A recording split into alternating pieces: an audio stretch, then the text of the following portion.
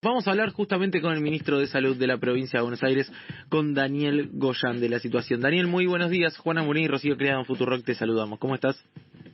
¿Qué tal? ¿Cómo les va? Buenos días. Bueno, me equivoco en el análisis. Muchas veces se los acusa de tremendistas, pero en definitiva la situación se parece más a la que describieron ustedes o a la que venían advirtiendo ustedes que aquellos que tal vez minimizaron un poco el problema, ¿no? Yo lo que digo es que decimos nosotros siempre que además de usar criterios absolutamente epidemiológicos, hay una cuestión de sentido común. Si un virus nació en una zona remota de China y en un mes y medio ya estaba en todo el mundo, con un nivel que todos los científicos describen de contagiosidad enorme, y de un virus que se lo describe como los inteligentes. Si se pudiera decir que un virus es inteligente por su capacidad de persistir en el tiempo, este es un virus ideal, porque genera una enorme cantidad de gente que tiene la enfermedad y ni siquiera se entera, claro. Con lo cual, si su objetivo es persistir, no es como el ébola, en donde todo el mundo se cierra, pero se lleva puesta la presa, entonces se autolimita en algún momento, más rápido. Este virus no, es sumamente efectivo en su capacidad de contagiarse. Entonces, ¿por qué no pasaría lo mismo en la Argentina? Digamos, no pasó lo mismo en cuanto a que ese virus se instaló en forma explosiva, porque rápidamente se estableció una cuarentena y una serie de medidas de mitigación de casos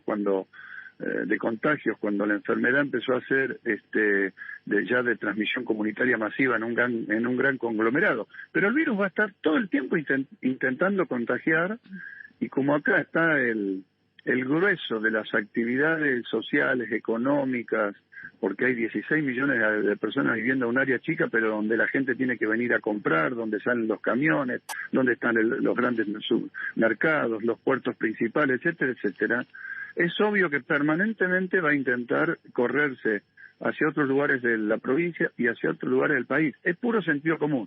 Lo que sucede es que por ahí se generan algunos pensamientos que son casi mágicos. El día que tengamos una vacuna y que esté disponible masivamente, ese día se corta este problema.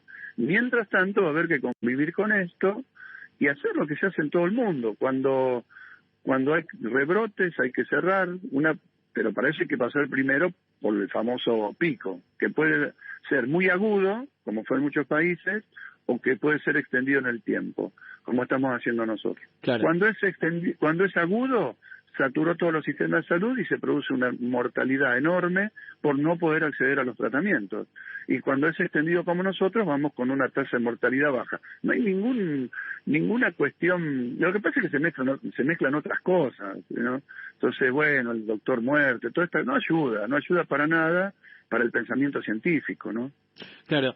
Daniel, vos decías recién, estamos atravesando, o por lo menos yo lo entendí así, corregime si me equivoco, estamos atravesando el pico de manera prolongada, digamos. En lugar de tener un pico muy alto, que lo que genera es tener muchos contagios, pero muchas muertes, nosotros estamos teniendo muchos contagios, pero espaciados en el tiempo, y de esa manera no tenemos la cantidad de muertes que, por ejemplo, tiene Alemania con la misma cantidad de casos, en el sentido de lo estamos atravesando en el tiempo de manera espaciada. ¿Entendí bien? Sí, exactamente.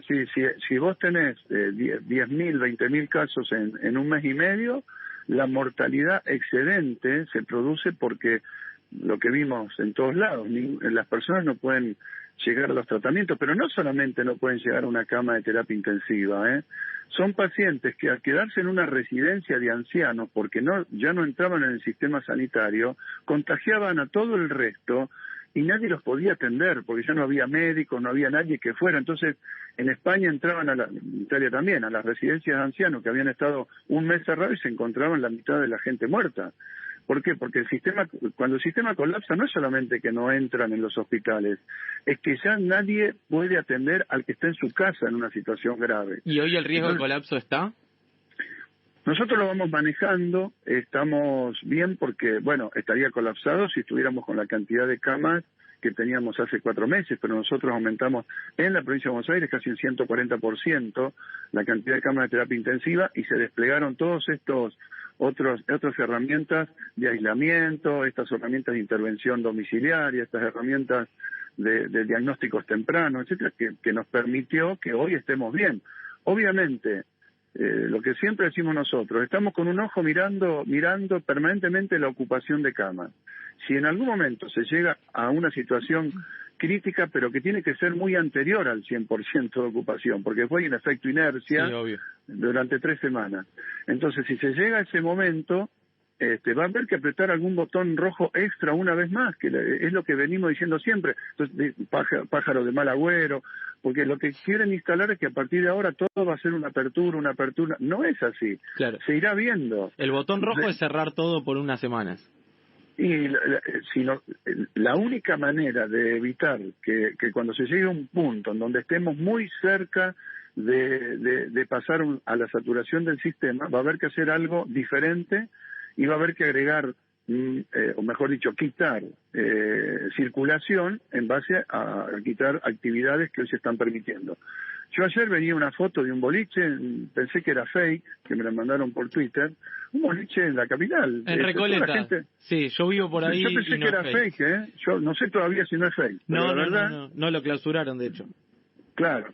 Digo, la verdad que hay una tendencia de una irresponsabilidad muy grande de un sector de la sociedad, pero uno no puede apelar solamente a eso. Pero también debo decir que hay un montón de gente que está cumpliendo y se está cuidando y está quedándose en la casa y sale exclusivamente para lo imprescindible.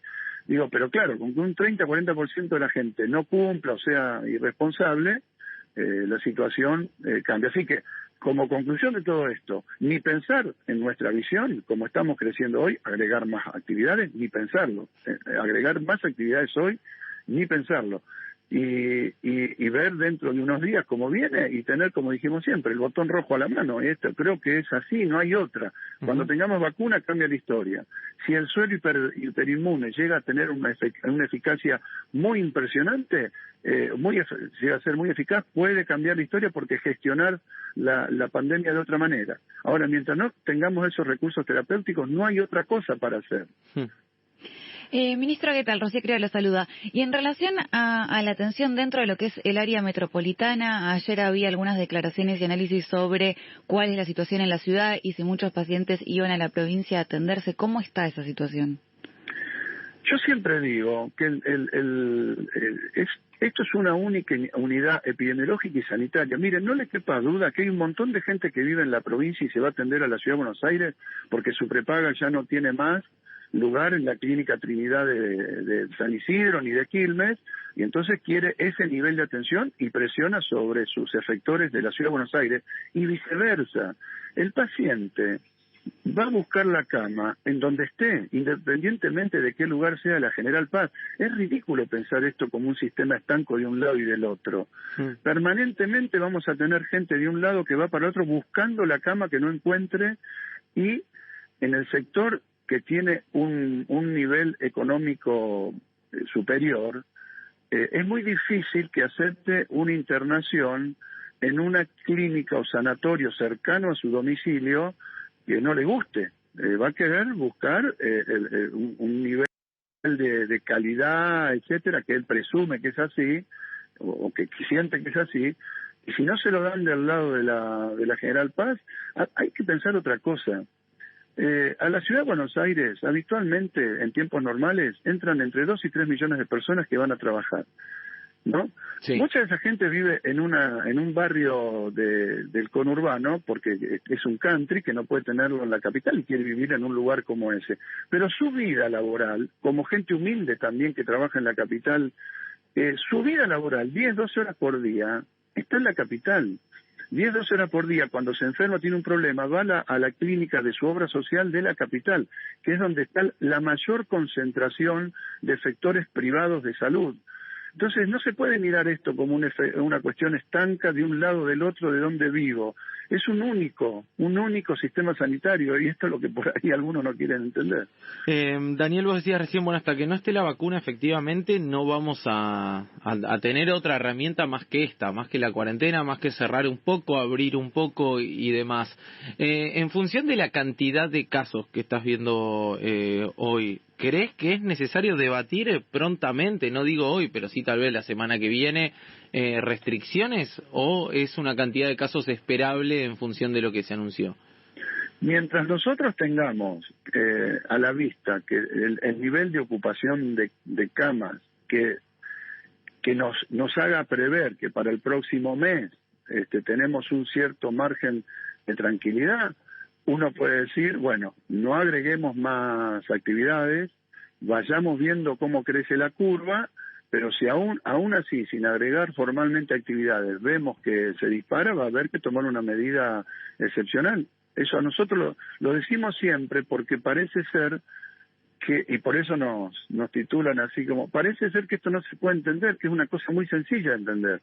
Si miro que las camas se me van a agotar, tengo que frenar antes. Si creo que tengo todavía una buena, no creo, si tengo la convicción de que tengo todavía un buen changüí, como decíamos hace muchos años, entonces sigo digamos, tratando de modular la curva, muchos operativos territoriales, muchos controles telefónicos, aislamiento precoz, y con eso lo voy manejando. Es un cálculo que se hace finito. Y te quiero decir, yo también mencioné lo del suero hiperinmune porque tenemos una fichita de esperanza ahí también, que es Argentina por otro lado, y que si este suero tuviera una efectividad de 50-60%, que no es el 100%, pero con esa cantidad, a nosotros nos permitiría gestionar completamente la enfermedad, porque vos transformás un montón de potenciales pacientes graves en pacientes que no van a ir a la terapia. Claro, liberás camas sensibles. Con eso modificar. Estamos poniendo una ficha, tenemos una esperanza, estamos trabajando a full con el plasma, pero el plasma, si bien tiene resultados buenos, tenemos una limitación, que es la cantidad de tratamientos. Empezamos en 50, ahora ya estamos en 300 por semana, pero no alcanza. Con el suero hiperinmune uno podría hacer miles de tratamientos diarios. ¿Y qué se está esperando? Y estamos esperando que terminen los ensayos clínicos y que demuestren qué eficacia, qué efectividad tiene. Si realmente vemos que entre los que lo usan y no lo usan, los pacientes evolucionan en una forma, porque es un grupo control, ¿no? Sí. Evolucionan mucho mejor que el resto, entonces ya se puede producir a gran escala y aplicar en momentos tempranos, sobre todo a gente que esté en los grupos de riesgo, mayores de edad, comorbilidades, etcétera, de manera de cubrir a todos esos sectores que son los que seguramente después van a necesitar una cama de terapia. Claro. Entonces, con eso gestionaríamos distinto la enfermedad. Por eso digo, hay expectativas puestas en esas cosas. No es que todo está esperando que solamente sea la vacuna. Vamos a ver qué pasa con el suero. Y respecto a la vacuna, ¿cómo lo ves? Yo lo veo bien, pero es para el año que viene, en términos de contar con la vacuna en cantidades suficientes para abastecer la Argentina. Que tampoco sería contar con 40 millones de dosis, porque si uno tuviera 10, 12 millones de dosis, claro, más o menos haríamos lo que hacemos con las personas que son susceptibles o mayor riesgo para la gripe, salvo el grupo de las embarazadas que no tienen absolutamente ningún riesgo adicional, ni ella ni los niños por el tema del coronavirus. Pero salvo ese grupo, el resto más o menos trabajadores de la salud, gente mayor de tal edad, gente con enfermedades prevalentes, uno haría con 10 millones de dosis un corte de contagios sobre las poblaciones de mayor riesgo y gestiona completamente la enfermedad. La transforma en una enfermedad más manejable como si fuera la gripe. Claro, claro. En ese caso, no porque sea una gripecina ahora, sino porque la transformás en algo más manejable a través de la vacuna. Claro. Daniel, muchísimas gracias por tomarte un rato para charlar con nosotros. Un abrazo grande y, por supuesto, el reconocimiento a vos y a todos los trabajadores de la salud que hace 4 meses que la vienen peleando con esta pandemia de la que este virus del que desconocemos todo y estamos aprendiendo, ¿no? Un abrazo grande. Un abrazo. Chao. Era el ministro de Salud de la provincia de Buenos Aires, Daniel Goyan.